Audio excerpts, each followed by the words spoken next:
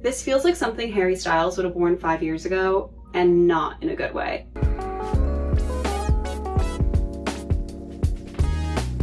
Hi there, my name is Tessa, and today I'm going to be talking about some of the outfits at the 68th Annual Grammy Awards. As always, this is just my opinion, and it's not the end of the world if I happened to hate a dress that you loved. Also, there were so many celebrities who attended that I couldn't possibly talk about every single one of them. So my apologies if I forgot your favorite. I'm going to start off with Zara Larsson in custom Jer Marnier.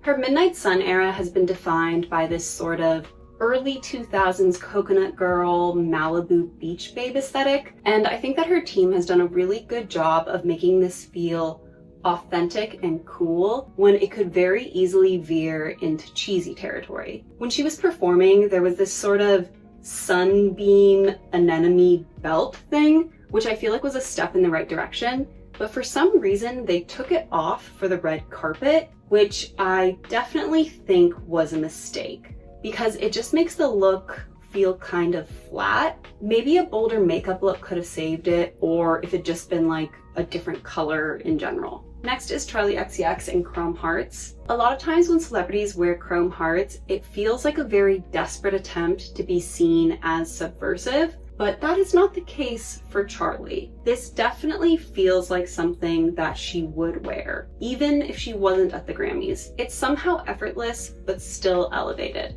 Next is Lady Gaga in Fecal Matter.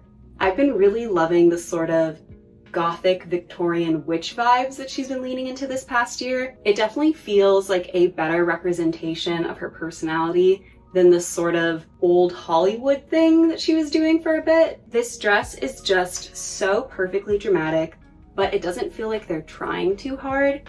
And I think that the very understated hair and makeup goes with it perfectly. Her first look felt very inspired by Alexander McQueen, so I wasn't surprised to see her pull from the McQueen archives later in the night. I love that she committed to the entire look from the top of her head down to her tippy toes.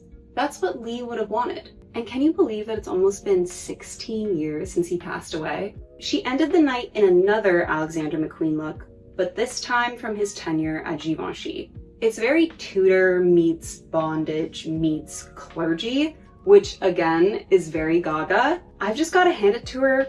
Strong looks the entire night. Next is Hailey Bieber in Alaya, a slick back bun and a black dress. Groundbreaking. I swear, she wears the same thing to every single event, but then all the publications insist that she's a fashion icon, and I just don't get it. I know that she's only there as Justin's date, so she's not really trying to stand out, but still, give me something. Next is Karol G in Paulo Sebastian. There is a lot of fun juxtaposition at play here. The color is really sweet, the fringe is eclectic, the lace is sexy, and the silhouette is very glam. But because they kept the styling simple, nothing really feels disjointed. Honestly, she looks so good that I have to hold myself back from going full Looney Tunes. She switched into a dress by George Hobeika later on in the night, and honestly, I might like this one even more than the first. Something about it is very Victorian saloon girl, but like in the best way. I would honestly wear both of these looks. Next is Gessafelstein, but I'm not sure who he's wearing. I'm not super familiar with this guy, but he definitely made an impression.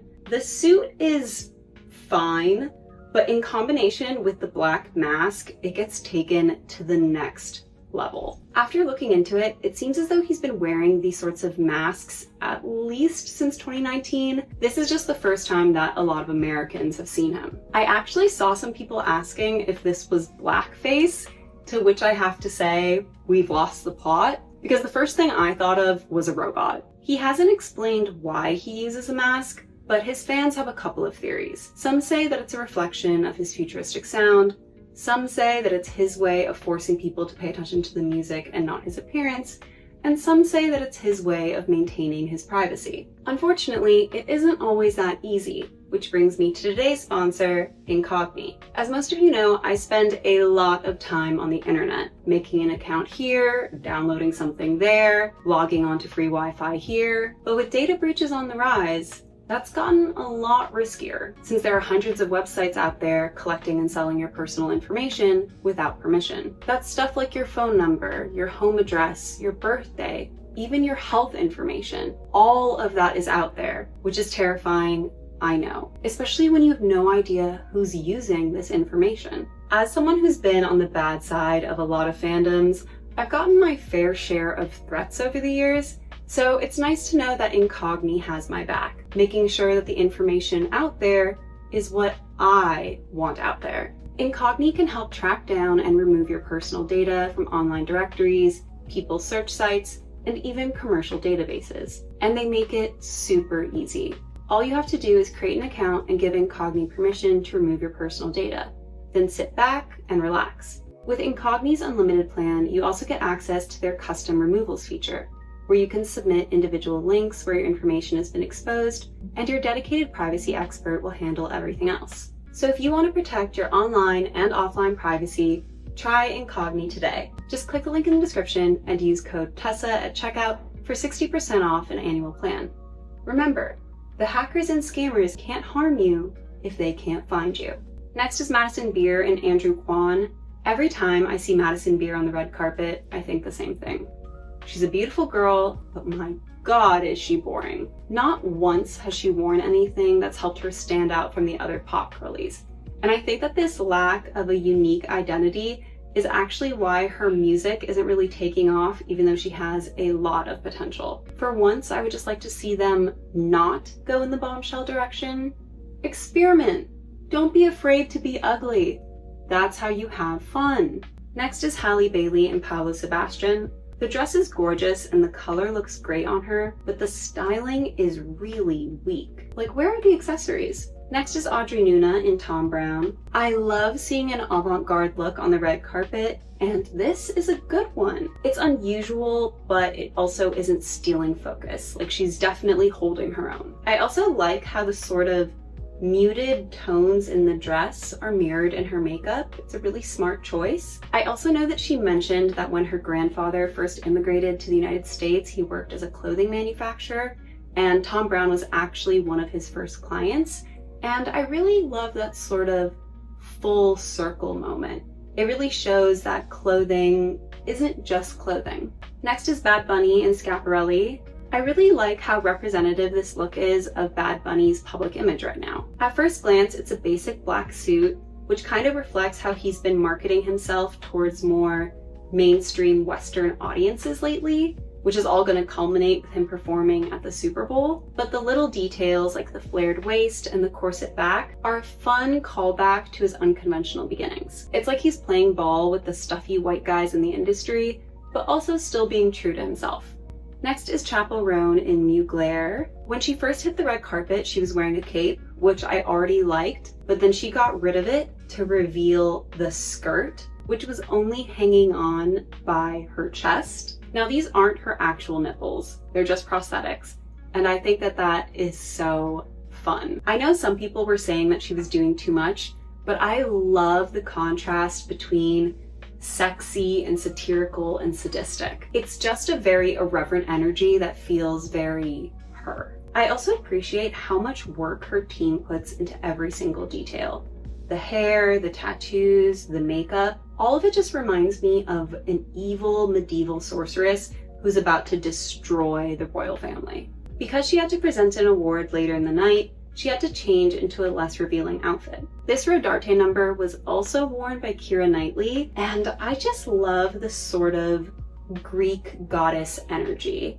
Next is Kesha in Atelier Bisser. This is just so disappointing to me because I feel like the dress had a lot of potential. It's very fun, there's a lot of shape and movement, which is very appropriate for the Grammys, but the styling is totally off. Instead of the dewy makeup and the wet beach waves, I feel like they really needed to go in an edgier direction to stand up to the softness of the dress. Because as it is, she's just disappearing into it. Next is Teyana Taylor in Tom Ford. Look, we've all seen the Fade music video, so we know that her body is crazy.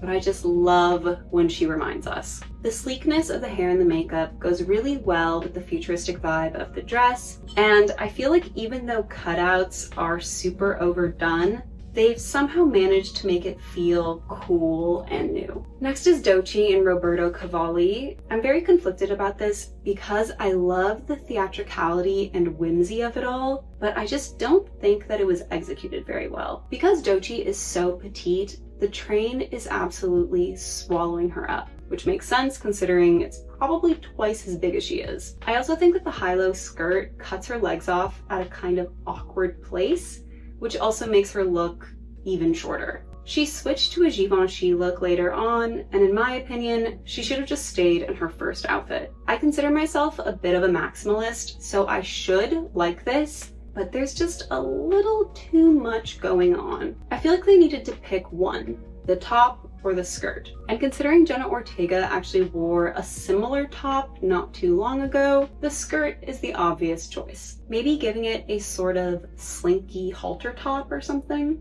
Next is Tate McRae in Balenciaga. She rarely impresses me on the red carpet, but this might actually be one of her worst looks. I know they were trying to do something elegant with the gloves, but it just looks so tacky.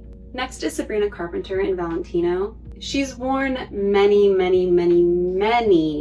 variations of sparkly, ruffly dresses, but I will eat it up every single time. It's definitely not her most show-stopping look, but I'm okay with that.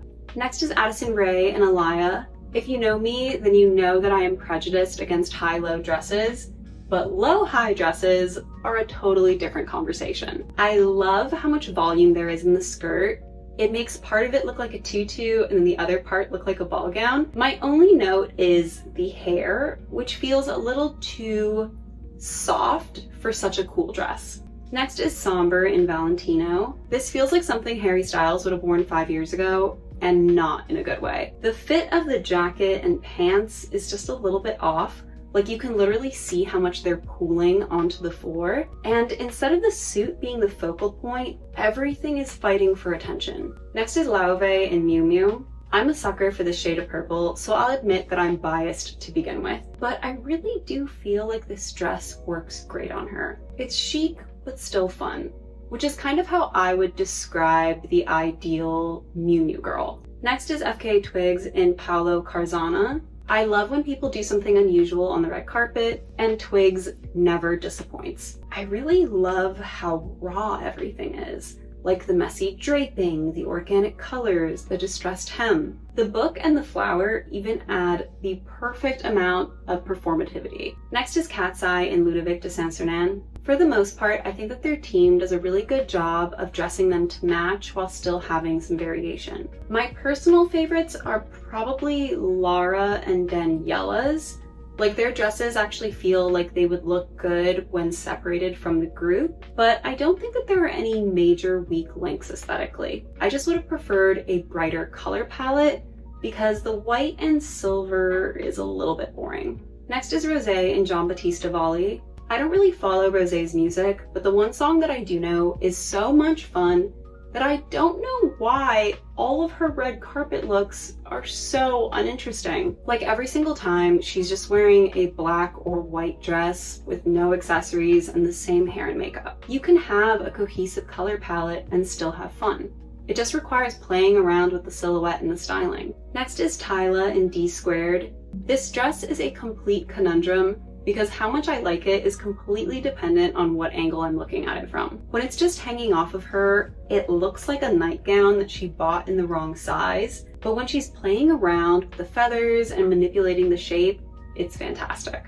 Next is HAIM in Louis Vuitton. I take back anything negative I said about KATSEYE because this is boring. I don't hate the idea of the three of them all wearing similar outfits. After all, they are a sister act. But these dresses are so similar, it honestly feels like they didn't even try. They don't work individually or as a group. They're just basic black dresses with sparkly trim. Give me a Claire's gift card and a glue gun and I could make these myself. Next is Olivia Dean in Chanel. It's not the best of the night, but I'm not offended by it either. My only notes would be adding a necklace and making the skirt a proper ball gown so it didn't lift at the front. Next is Miley Cyrus in Celine. Sorry, but I'm not a fan. Everything is oversized, but in a way that doesn't really look purposeful. Even just getting rid of the shirt would have helped a lot because it would have given her back some of her neck. Next is Lola Young in Vivienne Westwood. If you've watched my red carpet reviews before, then you know that different events have different expectations when it comes to the dress code. And for the Grammys, you can be a lot more experimental. Usually that means dressing more ostentatiously than you normally would, but you know what? The opposite will work too. I like the concept of playing around with loungewear, but I don't know if it really wound up working. I feel like they needed to push it even further, like maybe with an eye mask or bunny slippers or something, instead of just being in this weird no man's land of formal and casual.